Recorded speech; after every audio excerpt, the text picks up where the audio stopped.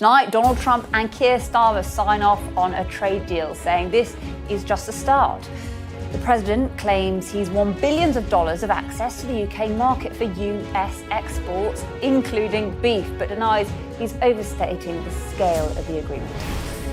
The Prime Minister evokes a memory of VE Day, saying the new partnership will protect and create jobs in the UK, but some US tariffs remain in place. But is the devil in the detail? We'll look at who the winners and losers might be and how much of a difference it will make. I'll be speaking to the Business Secretary, Jonathan Reynolds, live. And what does it mean for the splustering UK economy on the day the Bank of England cut interest rates? It is Thursday. I'm Ali Fortescue, live from Westminster, and this is the Politics Hub.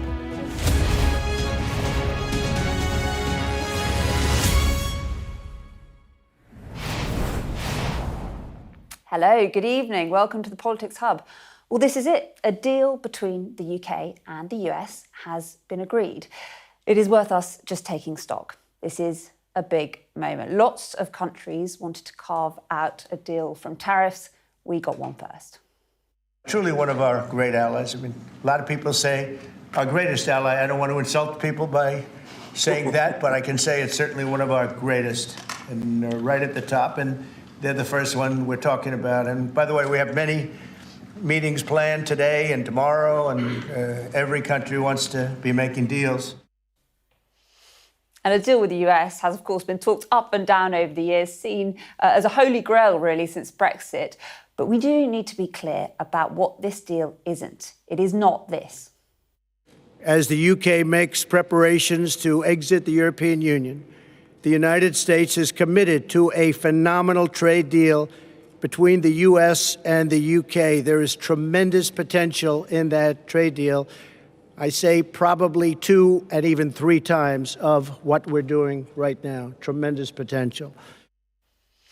This is not that full, fat, free trade agreement that was talked about before, but where a deal hasn't necessarily been the US's priority in the past, this is a president in a rush to do business. And a Prime Minister who rolled the dice on a softly approach, cozied up to an incredibly controversial politician. But he also asked me to bear this letter and bring it to you. So can I present the letter from the King to you? Thank you very much.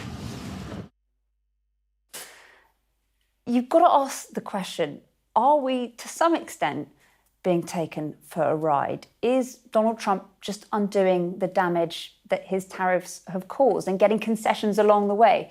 It's a bit like someone taking your wallet, returning it later with a few notes missing, saying it's a good deal. We'll be trying to work out whether it is a good deal over the course of the show. But first, let's just run through some of the detail of that trade deal today. US tariffs on British cars will be cut from 27.5% to 10%, for up to 10,000 cars every year. Tariffs will be scrapped altogether on steel and aluminium, as well as on ethanol, which is crucial to producing beer. There's also 0 tariffs on beef, but the government insists that British food standards will not be weakened. And if the US does ever introduce tariffs on pharmaceuticals, the deal means British companies will get preferential treatment. But what's missing? Well, the flat rate 10% tariffs President Trump announced last month remain in place for all other products. Expected concessions on the UK's digital services tax have not materialised, and President Trump's rumoured tariffs on foreign films have not been ruled out. Let's get the story of the day now from our political editor, Beth Rigby. Never quite got there. Yeah. It did with this Prime Minister. So I want to just congratulate you. Well, with this President, this Prime Minister, we've managed to achieve what many people have tried to achieve for many years. This a special relationship, and these leaders claiming it as a win-win. Keir Starmer beamed into the Oval Office from a car plant in the West Midlands to sign off a US-UK trade deal. This is now turning out, I think, really to be a great deal for both countries. This the beginning of the backtrack from President Trump, whose announcement of sweeping global tariffs last month crashed the confidence of markets and voters in him. It opens up a tremendous market for us, and it works out very well, very well. Until I looked at the numbers, I didn't realize this is a very conclusive deal, but we think we can grow it even from that. But this is a maxed out deal. The president in need of an off-ramp and a prime minister happy to supply it, signing the first of what the US hopes will be a series of bilateral trade deals with countries around the world. For Jaguar Land Rover in the West Midlands, tariffs on cars cut from 27.5% to 10%. This production line has been paused, so this deal a lifeline. Elsewhere, tariffs slashed to zero on aluminium and steel, and a deal to sell more beef both sides of the Atlantic. This then a pretty narrow deal designed to limit the damage from Trump tariffs. This is just the start. With the deal we've done today, we can say jobs saved, jobs won, not job done, because we're more ambitious for what the UK and the US can do together. So we're hammering out further details. Back in February, when you did a press conference with Donald Trump in the White House, he said, we could end up with a real trade deal where tariffs wouldn't be necessary. We'll see. Those were Donald Trump's words. And you've come out, and yes, you have a concession on cars. You have a flat tariff still of 10%. Are you disappointed with that? Is this just the start? And to those voters last week in the local elections that gave you the worst ever vote share you've had in a set of elections as a Labour Party, what's your message to them? Thank you. Well, my message to them is that we absolutely get the message that they sent last Thursday. We will remain focused as ever on the national interest, and I have them in mind, I have the workforce here in mind when we make the decisions that we make. I don't make them for my sake, I make them on behalf of working people across this country. We would like to go further in relation to tariffs, but I think it's really important that we've been able to get this deal over the line now, because in that way we've been able to protect and save and enhance jobs right here, right now. The PM wanted to come here to Jaguar Land Rover to tell shop workers on the floor that he'd done a better deal for them when it comes to car exports.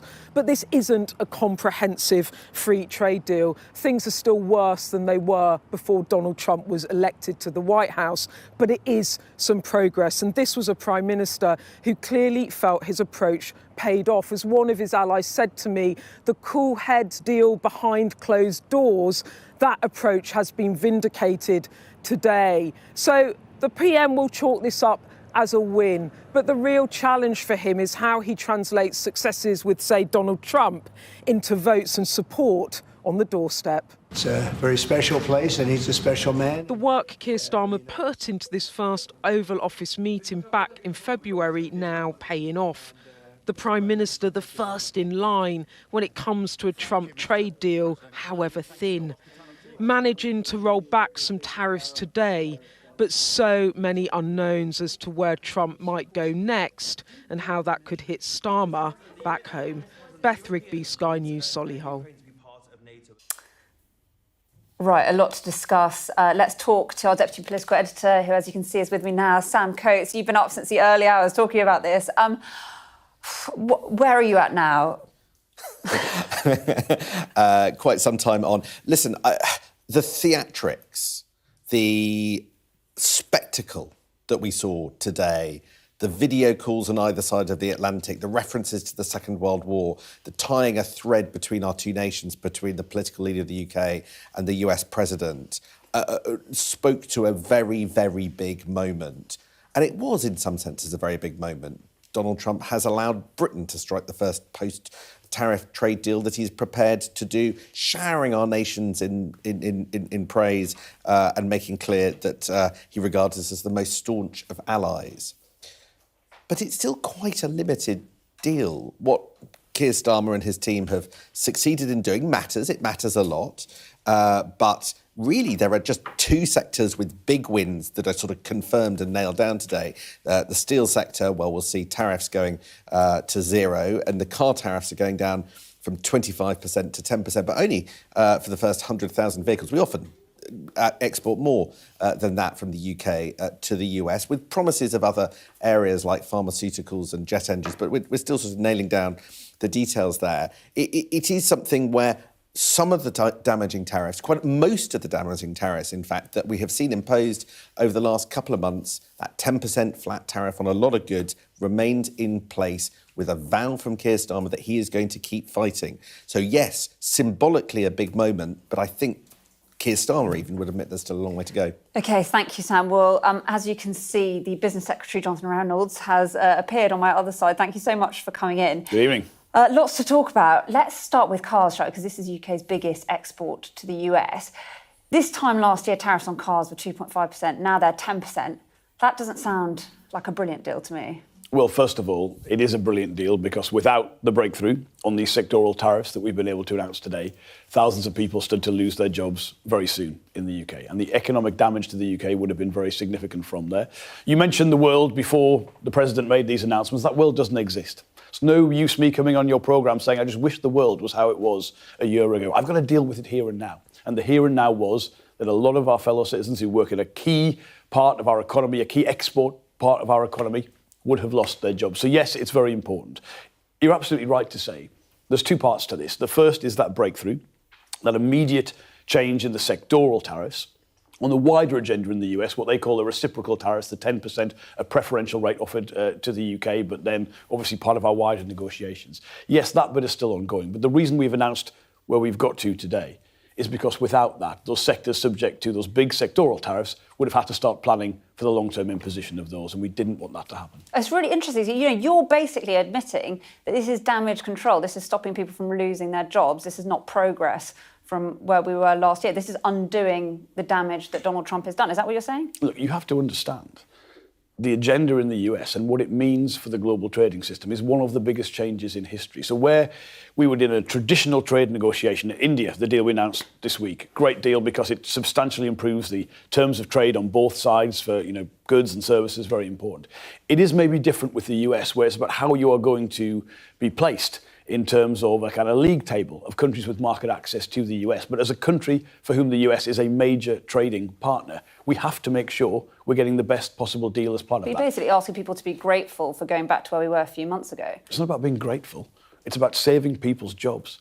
That's our job as a British government when we're dealing with trade policy, saving people's jobs. And the Prime Minister at JLR today went to JLR because of the impact these tariffs have on them. They're a brilliant business. They make brilliant products, but they export to China, to Europe, to the US. And you can't take away a market as important as the US and not have significant economic harm. There are parts of this, in terms of what we've agreed, to have those sectoral tariffs removed. For instance, there's going to be greater access for SPS compliant, our food standards compliant beef from the US to the UK. But also that's reciprocal. We get that for UK farmers back to the US. So there are opportunities. There are things that are increasing as part of this. But fundamentally, we're dealing with the world as it is now, and part of that is making sure we get the best possible deal with the US. You mentioned the India deal. That was worth £4.8 billion by 2040. Do you know how much this deal's worth? Well, no, because we haven't agreed that full package on those reciprocal tariffs and all the tariff lines as part of that. We've made the announcement today because it is vitally important to the UK to show the difference we've made when we agree the full deal. So we've still got those talks ongoing on the reciprocal tariffs and the product lines as part of that. But when the change, do you think that's going to happen by? Well, that's a negotiation. We can't put a timeline on it. We've got to come to an agreement on it. But the impact, if you want an impact assessment on what has happened today, you need to know no more than we have saved thousands of people's jobs.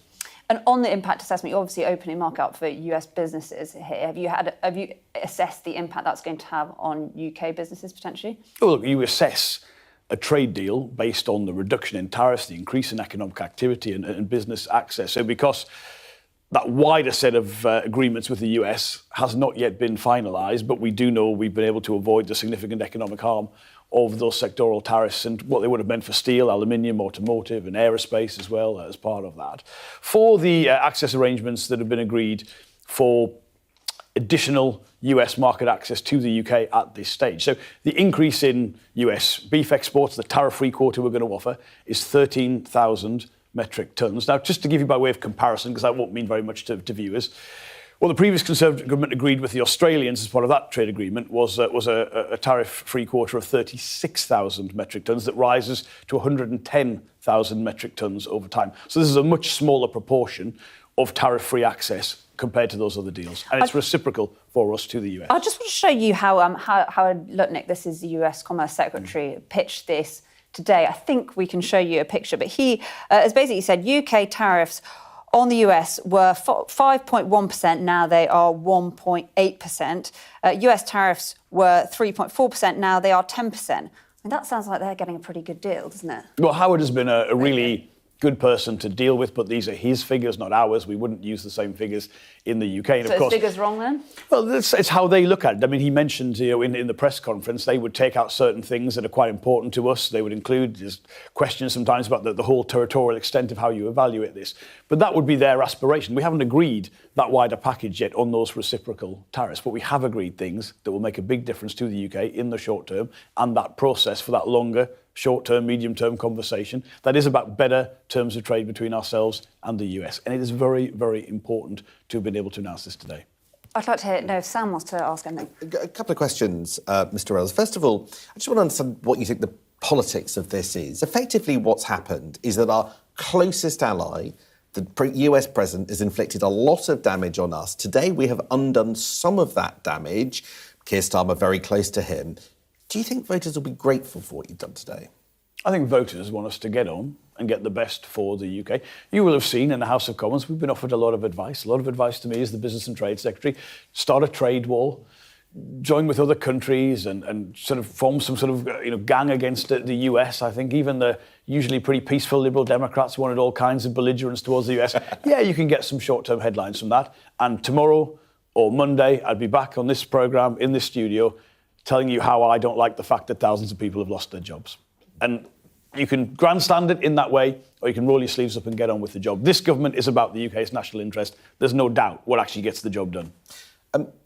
Trade deals, and we haven't nailed down every aspect of it, are really complicated beasts. And we're getting to grips with some terminology and some parts of the deal that bluntly, we don't fully understand. Donald Trump talked about an economic security blanket. And I'm being told that that's something to do with China and protecting supply chains. Does what we have agreed change our relationship with China? Does it make trading with China harder? Could this have any impact on things like electric vehicles coming from China? So the economic security language that's part of these announcements is important. It's quite high level. It relates to what we would call investment screening. So that's when we're worried about investment coming into the UK, export controls, what we allow to be sold from the UK to other countries. We have at present quite a similar set of shared interests to the US in this area. We have different processes, but we broadly get to the same outcome. The principal US concern is that where they agree with, say, the UK, a better set of trading relationships, terms of trade than other countries get, that countries they're more concerned about don't then circumvent their measures by, for instance, basing themselves in a country like the UK and doing business from there. So it's already an agenda. Clearly, it's obvious to say on national security we're very closely aligned to the US and have the same concerns. So it's a set of language that reflects actually our existing positions, but it is important to appreciate the US would not want to give, say, the UK preferential trading terms and then see other countries try and circumvent their terms by being here in the UK. There's nothing in this deal that you think will make it harder, because we're the only country that doesn't have tariffs on, for instance, electric vehicles coming from China. There's no attempt by the US to say, actually, that can't continue. Look, there are concerns from the US about a whole range of things going on in the global trading system, and that's why they've shaken the system up so significantly. There's no specific ask from the US on electric vehicles. I will make those decisions with industry based on what is our national interest, and crucially, people I think will understand at home we have a different automotive industry to, say, some European countries, because we do sell a lot to China and to the US as well. And I've got to protect the markets we sell to, as well as the vehicles coming into the UK. So I make the decision on that basis. But it is important to say that in some areas, particularly very sensitive areas, steel is a good example. Whilst we don't make decisions based on what other countries ask of us, it has certainly got the US's attention that we took quite decisive action, for instance, in relation to our national interests in British steel. Is there going to be a vote in Parliament on this? We don't have votes on treaties or trade deals in the UK. We're not proposing to change the system.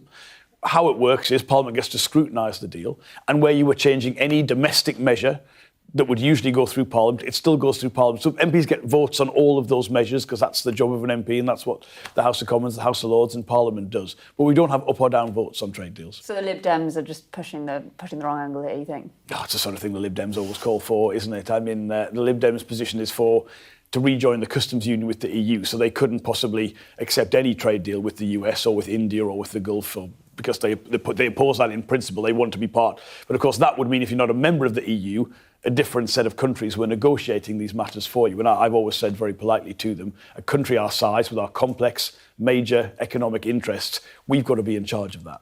And that's what we're about. Keir Starmer's obviously been cozying up to one of the most controversial politicians in the world, Donald Trump. Do you see this as vindication of that approach? No one is cozying up to anyone.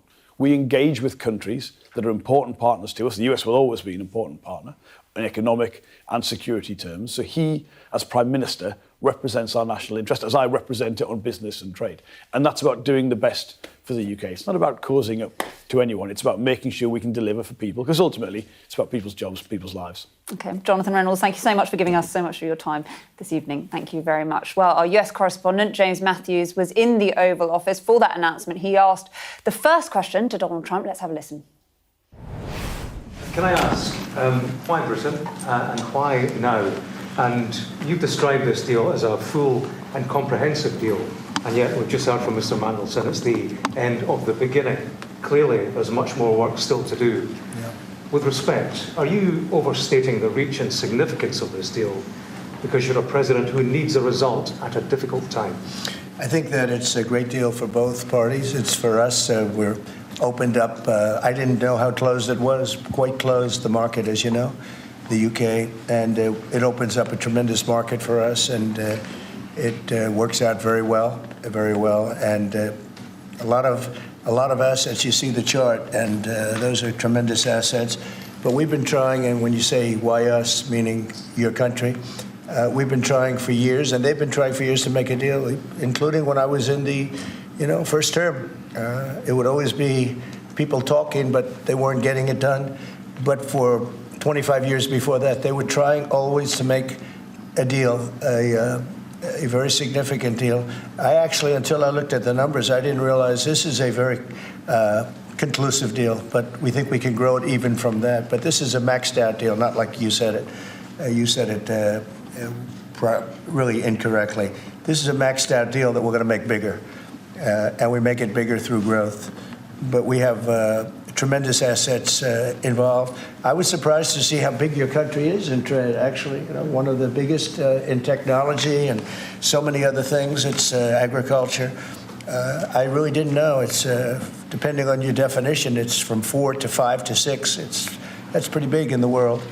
So I was very impressed by that. But we're going to take it to new levels. It's a very big deal right now, but I think it is going to grow just of its own volition. It's going to grow, and over time there'll be changes made, there'll be adjustments made because we're flexible. We'll see things that we can do even better. But it's very conclusive, and we think everyone's going to be happy, and the people of your country are going to be very impressed with the result, and they'll be able to buy from more people. They'll be able to price things differently. They'll be able to get some products that aren't available to them now that we make better than anybody in the world.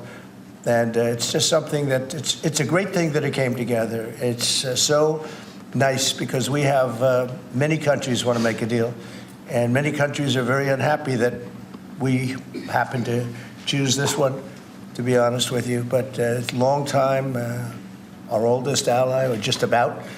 I guess a couple of people claim that too, but let's put it right at the top. I think it's going to be something very special for UK and special for the United States. Well, I'm pleased to say that James is with me now from Washington. James, to ask your own question, do you think this was a president that needed a deal at a difficult time? Yeah, I absolutely do, Ali. I'm bound to say, actually, that's not the last question I asked of the president. He's just been out the door of the West Wing, seeing Tiger Woods away. The golfer ran down. I said, what do you think of the election of an American Pope? He said it was a very great honour. I did ask him, what about that picture of you on social media dressed as the Pope? Do you regret that? He looked at me, fixed me with a stare, and after 3-4 seconds, looked away and said, next question. So there you go. And that's the breaking news on Trump. Rewind a couple of hours, and of course it was that meeting inside the Oval Office. Bit awkward, I have to say, Ali. You know, packed room. He was flanked by Team America, the negotiators. Peter Mandelson, British ambassador, in the lineup, and it was a relaxed president. He clearly was not the testy Donald Trump of recent days when he keeps being badgered for progress on a trade deal. Clearly happy to have made the trade deal, but on the Resolute desk, on the phone, of course, was Sir Keir Starmer, waiting for his turn to speak. It took several minutes. We had Keir on the line from the West Midlands, silent, hanging on the telephone while we hung on Trump's every word. Eventually he got his chance to speak. He himself, of course, was in pretty triumphant mood, as both were. You know, it was a kind of old pals act, old allies. This was Victory Day, VE Day, slapping each other on the back for, quite rightly, for both countries' efforts during the Second World War. So that was the vibe in the room. And the Americans certainly seemed pleased with what they had. There was a chart by the side of the Resolute desk that had some of the details and the figures. And I can see why they thought, the Americans, it was good for them. But, of course, in the top right-hand corner was the figure of 10%. The baseline tariff remains. I suppose that is the downside. And that was a kind of glaring figure from a UK perspective, not the kind of figure they wanted to be reading today. But, you know, it's not the full extended post-Brexit deal, but it is progress of sorts. It could have been much more for the UK, but as Peter Mandelson said, this is the end of the beginning, and there'll be much more talk to come. Chlorinated chicken is one to keep your eye on, Ali. That's not been agreed yet. The Americans were keen to stress, look, the science says it's safe. They clearly will want to get to sell that to Brits, and of course the British government say no, not safe. It's a red line that will not be crossed. But you know, Trump, yes, he's a guy who the clock is against. A 90-day pause. That's when the rubber really hits the road on him making progress on trade deals. He has made none yet. This was the first. The big one, of course, is China. Talks with China and Switzerland at the weekend. But the American economy stalled. It shrunk in the first quarter of this year.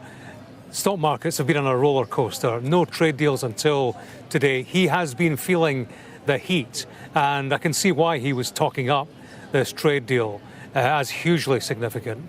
You know, he called it full and comprehensive, and that was my question. How can you call it that when actually it's quite contained? There is much,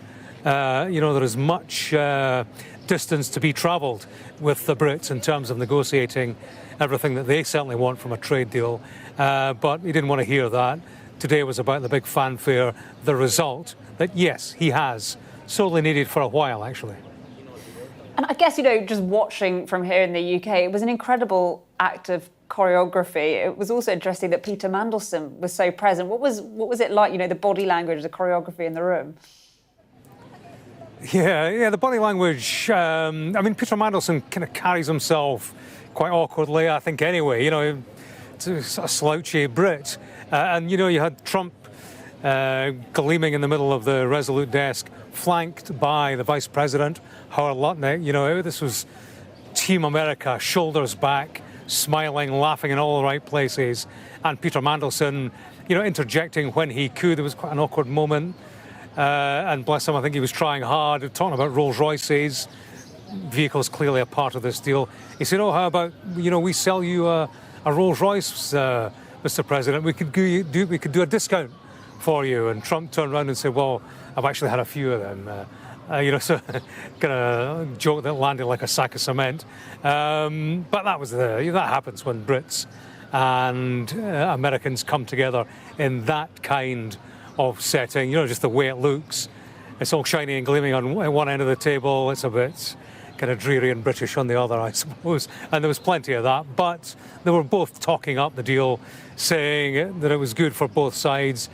Clearly, it's unsatisfactory in places. There are obstacles to be overcome. It is not the be-all and end-all. It's not ultimately what the UK wants signed and sealed, but it is a step forward, and I suppose the view will be that that does for now.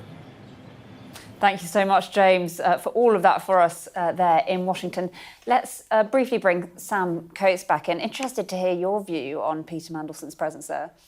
I mean, he's being talked up in the UK side for the role. I loved James Matthews' description of these awkward, slouchy Brit. That is not the script for Peter Mandelson. Silky smooth, Svengali behind everything is meant to be the reputation, not interjecting awkwardly into the president's conversations. The jarring juxtaposition of what James just described with how Britain wants to present Lord Mandelson is quite striking.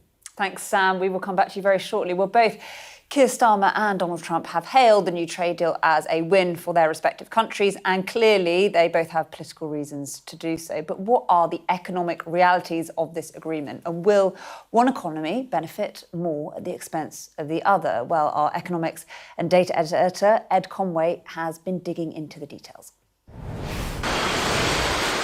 The storm over tariffs has cast a long shadow over UK industry, hitting business confidence, undermining investment. But now, for the first time in months, a breakthrough. Britain's trade agreement with America welcomed by the Bank of England. Fresh from cutting interest rates, the governor said it could help turn the economic tide. Well, I'd say I think it is good news that the UK and the US have a trade agreement. My message to the people who've done it is, well, congratulations. I mean, I know it's been a lot of work, a lot of intense effort. It's effort that was well worth it, put it that way. I hope it gives a message of greater confidence in the world trading system, that we can start to sort of build it up and build it back. Because I'm a great believer in the benefits of trade. Do you think people will notice it? Well, I think they will notice that it's happened. I hope that it's the first, in a sense, it sort of paves the way, if you like, to a lot more of this to come. Read between the lines, though, and the message is this agreement itself might not make that much economic difference, which is borne out when you actually look at the numbers. So how much of the UK exports to the US get to escape all of the tariffs? Well, this is showing you all of the stuff we exported to the US over the last 5 years, £273 billion worth. Of that, look, cars, it's over there. It's just under £30 billion. So that's the single biggest chunk, and that obviously does benefit from this. Then you've got steel and aluminium. You can see it's a lot smaller, but nonetheless not insubstantial. Jet engines, so Rolls-Royce jet engines, they will escape some of the tariffs. Some of that 0% tariffs, £17.3 billion. But something like beef, which has had so much attention, beef, it's tiny. It's only a few million. And then you've got other areas that haven't yet actually fully been negotiated, things like pharmaceuticals. That is a big deal. But even if you tot all of this stuff up and assume that it's not going to face those full tariffs, it still only comes to about £75 billion, which is just over a quarter of all of the UK exports to the US. Everything else, that still faces those 10% tariffs. In practice, British car makers will still be paying higher tariffs than they were last year. The difference is others will be paying even more. Well, I think this is a matter of tremendous success, I think, for the UK government in being able to get a deal so quickly. And clearly there is a long queue, one that, for our case, supports the automotive sector. So there's a tremendous amount of, I think, relief in the sector, first and foremost. And I think this is a building block to develop, a closer relationship and deliver the economic growth that both sides want for the future. For farmers, it's a mixed bag. More access to the US market, but also more competition from the American agricultural machine. So far, though, the UK agreement is only half a deal. Much of it, notably the part on pharmaceuticals, has yet to be finalised. Still, there's a bigger lesson here. The White House isn't just set on waging trade war. It can also make trade peace. This agreement's the beginning of a new chapter in a tempestuous presidency. Ed Conway, Sky News. Well, let's get some more reaction now. I'm joined by former UK Chief Trade Negotiator Sir Crawford Falconer. Thanks so much for joining us on the Politics Hub this evening. Could you have done a better deal with the US then? No, of course not. I think what's happened is that I suspect what's happened, because the details aren't clear, that we've got a two-stage deal. We've got a damage limitation deal, which is what the narrow definition of it could be, because it deals just with autos and with steel. And all it does is rolls back some tariffs that the US applied. And that's much to be welcomed, because that pain was clearly quite considerable, especially for the auto industry. But we've still got a 10% tariff on everything else. And therefore, the real game, I suspect, is yet to come, which is whether you have a bigger deal down the track. Now, what Trump was talking about in the White House and what Lutnick were talking in the White House was not the narrow deal on autos and steel. They seem to have been talking about a much bigger deal, but none of the details of that have emerged yet. So my guess is that that's something that will be defined for the future. So this is like, get the damage limitation done, and I absolutely understand that. It's highly desirable, because you don't want your auto workers being unemployed in the short term, or your steel workers. But a real deal is something else. And the real question is, how far down the road have they got on that? And we haven't seen the detail. Maybe we'll get it over the weekend. I hope it's not all hype, but there's no denying that at least we're starting to move in the right direction.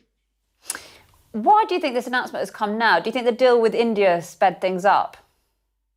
I don't think the deal with India sped things up. I think the US wants to prove that it can do some deals, and it's obviously decided that, of all the trading partners it's got to deal with, the UK one, as it is possibly the most manageable, because we are not a major player in autos and steel in the US market. So it was always something that the US, if they were minded to start sending a message that they were genuinely open to deals, that they could do with the UK. And for reasons that go beyond trade and to do with the nature of our defence and security relationship, we have a very positive relationship. So I think basically DC wants to hype that they have shifted their position, wants to prove that they are in deal-making mode, and we are prime candidates for that. So I'm not knocking that. I think that's something you'd want to encourage, but I think that's part of the motivation that we have profited from. So, Crawford, I'm just going to bring in our Deputy Political Editor, if you don't mind, Sam Coates, who has a couple of questions for you as well. Crawford Faulkner, we're unpacking what we heard from the US President today, still trying to understand quite a lot of the detail. Now, he talked about what, in his terms, was an economic security blanket. Now, this appears to be concern about the UK relationship with China. And as we expand this deal, as we sort of work through it, do you think that the UK is going to get pressure from the US to maybe distance itself from China, actually impose tariffs on EVs, electric vehicles that come from China, currently one of the very few countries that don't have any electric vehicles? How big is our very substantial trading with China likely to cause our relationship with the US, do you think?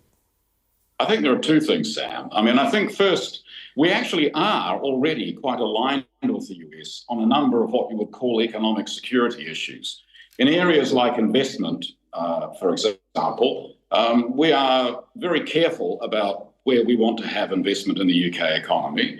And we have also export controls and things like that. So let's be clear, there's an area where, in actual fact, there is already quite close alignment because of our strategic interests. It's not as if we're free for all and the US are very uptight. I do think that if we're getting into a more deep negotiation with them, we will probably be moving in that direction. The question is how far we go. So your question, might that happen? I think there's a possibility for that. Already, when we negotiated with the US before, just over something like steel, they were very keen to make sure that there was no way in which Chinese subsidies were ever going to appear in US steel that was exported to the US. I think you will probably find, if you have a negotiation with the US that goes across the board, that they will be very clear that if you're going to benefit from tariffs into the US, the percentage of Chinese content will have to be below a threshold.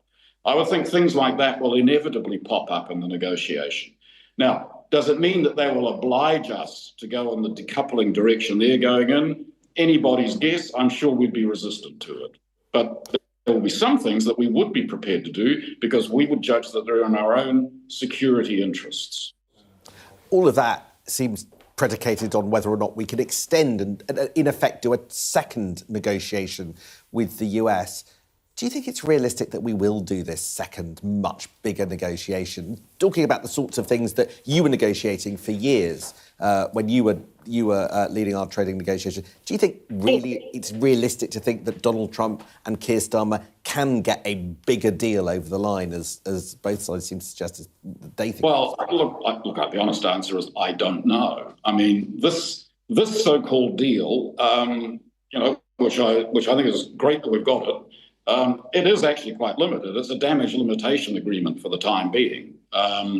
So what Trump was talking about was very hard to follow. You're right about the stuff about economic security. He was also talking about products and numbers of benefits that the US was going to get that bear no relationship to the narrowness of the deal that's on the GovUK website. So I can only assume that they have ambitions for a broader deal. I don't know. I mean, at the end of the day, if they are willing to go along with that, and I'm assuming that they're not just entirely making this up at the Washington end, then you've got to suck it and see where it goes and give it the full welly and see if you can actually get something. You can sit on the side and say, well, it's very unrealistic, but there's no harm in actually trying. Were you surprised that the UK was at the front of the queue? No, I'm not surprised. I think they've been seriously negotiating with the East Asians, but it's much more complicated with the East Asians because there's very big auto exports from them. I think it's interesting that there was something said in Washington that I can't remember whether it's Lutnick or somebody was going off. No, I think it was maybe Jameson who's going off to Switzerland. Again, the Swiss would be manageable. I mean, a bit like us. I mean, they have an economic stake in the US, but they're not going to be a major threat to the US auto or steel industry. So you would think that Switzerland would also be another good candidate. And I'm sure that for political reasons, now let's not be too shy about it, for political reasons, I think it's had an impact on their readiness to make sure they try to get this done with us. So they've got a combination. There are political imperatives. The nature of the relationship is positive. Plus, we are not a major target for what they're after. We're collateral damage, essentially. So therefore, this short-term deal, and I'm talking about the short-term damage limitation deal, I think is quite plausible that could be done because we're not as complicated as the EU would be, not as complicated as Japan or Korea would be.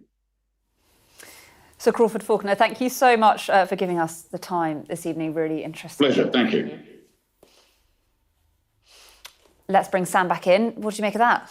It's interesting. He was talking about the reality of what we've heard today. For all the pomp, for all the pictures, for all of the Oval Office performance and for the press conference from Keir Starmer, Crawford Faulkner says, whilst heaping praise on Keir Starmer for doing what he did, it's a limited deal. It's a limited deal, step one, and there's a much bigger step to come, which is a more wide-ranging deal. You can't say whether it'll come or not. Crawford Faulkner says, no harm in trying. I mean, Britain's got pretty good relations. We're not the main target. But just when you hear what's happened today described like that, you realise that maybe the theatre and the reality is slightly out of step. OK, thank you, Sam. Well, the phone conversation between the two leaders was filled with signals of the warmth of their relationship. I mean, there's being on first-name terms, and then there is this. Thank you, Mr. President. Donald, can I pay tribute, Donald, to your negotiating team as well? As you say, Donald, the timing couldn't be more apt. And Donald, I think, as you know, Donald, as you say, Donald, thank you for your leadership on that, Donald. Thank you so much, Donald. Very friendly. As you can see, John Craig, our chief political correspondent, joins us. You've been, there's lots of reaction that you've got to tell us about. Well, I've been to Kingston to see Sir Ed Davey. I'm just looking at that. I lost count the number of times he said Donald then. It must have been into double figures, wasn't it? I mean, honestly. Anyway, his supporters will say that his warmth towards the, shall we say, the unpredictable president has paid off here. But you asked me about the reaction. The opposition parties are, you could argue they're being a bit churlish about this, but they are being pretty critical and asking some pretty tough questions. So I went to interview Sir Ed Davey, who first of all was talking about the devil being in the detail. Well, that's obvious, but he raised some fair questions, really. Cars. I mean, the number of cars that we can sell to the Americans, I think it's limited to 100,000, is it, other tariff arrangements? Well, I'm not sure what Jaguar Land Rover, those workers there, will have made of that. Steel, films. The Prime Minister was asked about films at his news conference up there at Solihull, but we didn't really get an answer. That's still, that potentially very damaging, of course, if there's no deal there. And then Sir Ed Davey was talking about agricultural products. Have they reduced the standards? Sub-quality American meat, that horrible chlorinated chicken we hear so much about. Ugh, doesn't sound really nice, does it?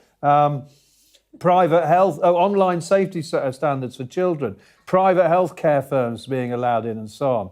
And then Kemi Badenoch was talking about it's a small tariff deal, not a historic deal. And I think in the House of Commons, Andrew Griffith, Griffith without the S, was saying it's a Diet Coke deal. It's not the real thing.